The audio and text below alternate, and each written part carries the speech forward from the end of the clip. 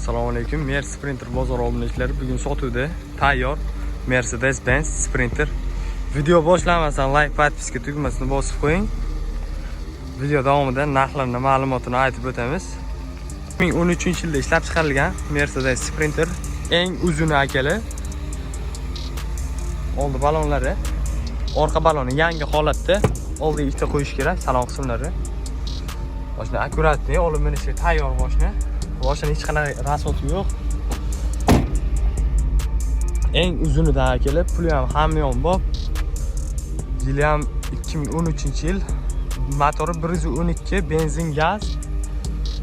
Mashina holati, yon ko'rinishlari. Mashina umuman kamchiligi yo'q. Ichki qismlari. Agar nechta tonna yuk oladi?